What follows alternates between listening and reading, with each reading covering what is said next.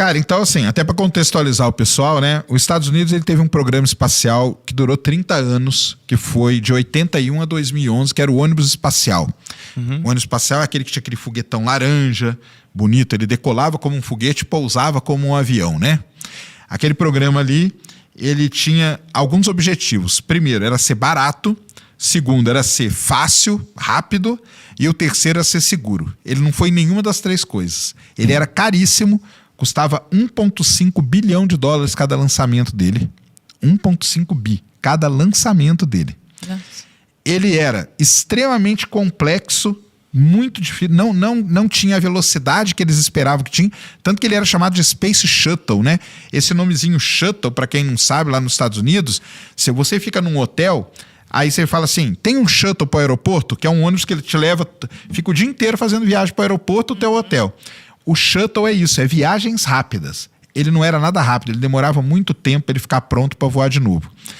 E ele não era nada seguro. Teve 2 acidentes muito graves, o Challenger e o Columbia, que mataram 14 astronautas. Caramba. Então ele era foi um programa terrível. Isso foi quando? O Challenger foi em 86 e o Columbia foi em 2003. Quando o Columbia explodiu voltando para a Terra, o Challenger explodiu decolando, o Columbia explodiu voltando. Caraca. Quando o cara tava indo ainda, tipo, explodiu. Não, e essa de 86 é terrível. Tem um documentário na Netflix que chama O Último Voo. É legal pra caramba. O Challenger, ele tava levando uma professora. A professora. Porque o que acontece? O programa do ônibus espacial, de acordo com o Reagan que era presidente na época nos Estados Unidos, era uma nave que qualquer pessoa podia voar. E aí o Ronald Reagan criou um programa chamado Espaço para Todos. Você não precisava ser astronauta. Você poderia ir lá, se inscrever e voava. E aí, para ele mostrar que isso era possível, ele foi levar uma professora de ensino primário para voar. Então, esse acidente do Challenger, em 28 de janeiro de 86, os Estados Unidos inteiro estava parado assistindo. Inteiro. Todas as escolas estavam paradas assistindo. Todo mundo. Não podia dar ruim. E ele explodiu. Segundos depois do lançamento, ele explodiu. Foi uma série de erros. Veja um documentário lá que é muito legal mesmo, chama O Último Voo e tal. E o Columbia, e esse explodiu indo. E o Columbia explodiu na volta. E meio que já sabia que ia acontecer também. Porque quando o Columbia decolou, aquele negócio laranja é espuma. Um pedaço daquela espuma soltou e bateu na asa do Columbia e quebrou um pedacinho da asa. E aí ele foi, tranquilo, né, para o espaço. Só que quando ele voltou, ele atinge temperaturas muito altas. E ele quebrou uma cerâmica, uma proteção térmica que tinha ali, quando aquela espuma caiu. E naquele buraquinho ali, começou um incêndio que tomou conta do ônibus espacial inteiro e explodiu. Então o pessoal meio que já sabia que isso ia acontecer. Depois tomaram várias coisas. Mas enfim, quando acontece isso em 2003 do Columbia, o governo americano fala o seguinte, acabou, cara, não vai ter mais ônibus espacial. Nós vamos voar até o que tem aí, que era até 2011, que foi quando parou. E aí o que os Estados Unidos fez? A NASA, que é a agência do governo americano, ela não vai mais cuidar disso, cara. Vamos abrir para empresas privadas. Que essa que foi a grande virada que teve ali, na verdade. Foi a partir daí. Foi a partir daí, entendeu? Vamos abrir para empresas privadas. Então, corta aqui. Paralelo a isso, tinha um cara chamado Elon Musk, que desde criança o sonho dele era ir para Marte. Ele é nerdão e tal. Ele adora Guia do Mochileiro das Galáxias e A Fundação do Asimov. São os 2 livros preferidos dele. Tem um documentário sobre o Elon Musk na Brasil Paralelo, inclusive. Um ótimo documentário. Tem. E tem um livro também recente agora do Walter Isaacson, que é a biografia do Musk, que é muito boa, conta essa história toda. Ele era um cara ligado muito às empresas ali do Vale do Silício. Ele estava naquela época do começo da internet. Ele teve ali a última empresa dele nessa sequência, antes de ter SpaceX, foi a PayPal, né? Sim. Que ele vendeu ali e tal. Quando ele vende a PayPal, ele pegou 180 milhões de dólares na mão dele. Na mão dele, ele pegou 180 milhões de dólares. E ele falou o seguinte, beleza. A ideia dele era, ele foi na Rússia para comprar antigos ICBM. O que é ICBM? É míssil balístico intercontinental. Porque ele queria fazer um foguete. Só que ele falou, não vou fazer um foguete do zero. Vou lá na Rússia, eu compro o foguete dos russos. Os russos não quiseram vender para ele. Aí tem até a história, quando ele estava no avião voltando para os Estados Unidos, ele falou, quer saber? Eu vou fazer o foguete. Aí ele pega 100 milhões de dólares desses 180 milhões e cria a SpaceX em 2002. Né? Em 2002 ele cria a SpaceX para fazer foguete. E ele tem toda a história, ele vai fazer 4 lançamentos, porque ele tem que provar, a NASA, lembra que a NASA está querendo uma empresa. Sim. Só que a empresa tem que provar que ela é capaz de colocar algo em órbita. E o Elon Musk, ele tem 100 milhões de dólares para gastar nisso. Ele consegue fazer 4 foguetes.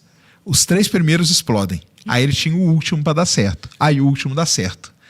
Quando esse último dá certo, a NASA fecha o contrato com ele. E isso é importante falar, porque muita gente fala assim, tá vendo só que o negócio é privado que funciona e o público não? Mas não. Porque se não fosse a NASA, não teria SpaceX. A NASA fecha um contrato com ele de 1,6 bilhão de dólares. Entendeu? Esse primeiro contrato. Aí ele começa a levar carga para o espaço. Isso era 2000 e quanto? Isso aí era 2000 e... O primeiro voo dele, do Falcon, dá certo em 2005. Nossa, Mas ele já tem precisa de muito uma autorização, assim, da NASA, consequentemente do governo, tipo, qualquer pessoa pode chegar, eu vou lançar um foguete, Não qualquer. pode. Você precisa... Ele falou que estava fazendo isso. E aí ele ia testar, mas ele pedia, sei lá, uma autorização da NASA. Você tem que pedir uma autorização, não, para a FAA que chama. É como se fosse a ANAC nossa. Sim. Tá? Lá nos Estados Unidos chama FAA. Você tem que pedir uma autorização. Basicamente, isso é importante. Qualquer um pode lançar foguete. Tá vendo? Você de casa aí, você quer lançar um foguete? Se você tem 100 milhões de dólares guardado, porque qual que é o problema de lançar foguete? É extremamente caro.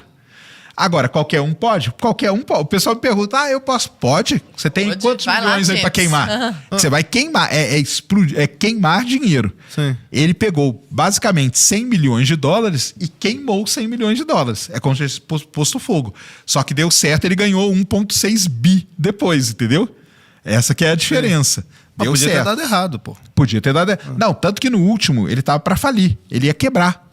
Ele foi pegar, porque nesse momento aí, a Tesla já existia. Ele foi pegar a grana com a Tesla para colocar ali no último foguete, entendeu? Porque ele tava para falir. Qual que foi a grande diferença ou sacada dele desse último foguete para os outros 3?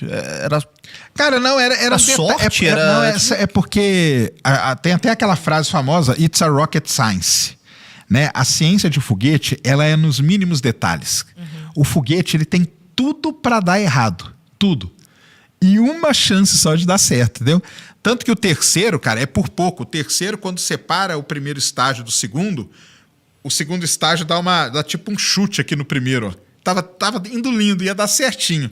Na hora que separa, esse aqui dá um chute e aí explode tudo, entendeu? Então, são detalhes que ele foi arrumando porque ele tinha a grana para queimar. Porque se ele tivesse, tipo, 20 milhões, ele não ia ter conseguido. Ele ia fazer 2 foguetes só, entendeu? Ele conseguiu fazer 4 e deu certo. E aí, então o que o Elon Musk ele consegue? Ele consegue fechar esse contrato com a NASA para levar carga para a estação espacial. Depois ele prova que a nave dele consegue levar gente dentro. Que até essa camiseta que eu tô aqui, ó, em homenagem à Crew Dragon, no primeiro voo dela, que foi em 2021. Aliás, que aconteceu esse voo dele aqui. Os Estados Unidos, o ônibus espacial parou de voar em 2011.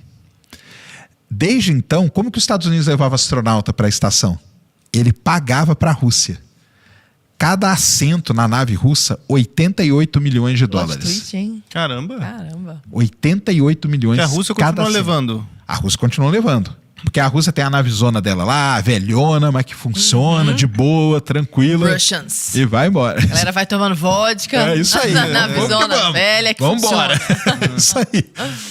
E em 2021, o Elon Musk consegue levar astronauta e tudo mais.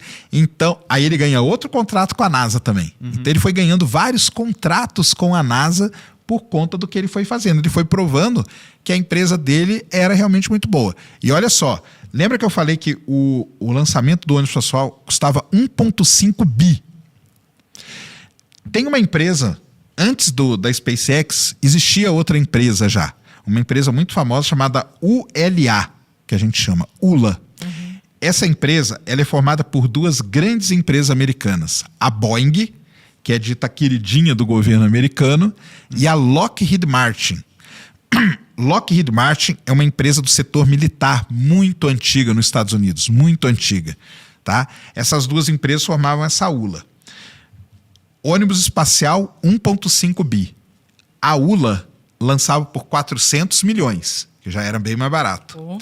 Quando chega o Elon Musk com o Falcon 9, quando você lança o Falcon 9 novo, 90 milhões de dólares. Caramba. Só que o Falcon 9 tem um lance, você reutiliza ele.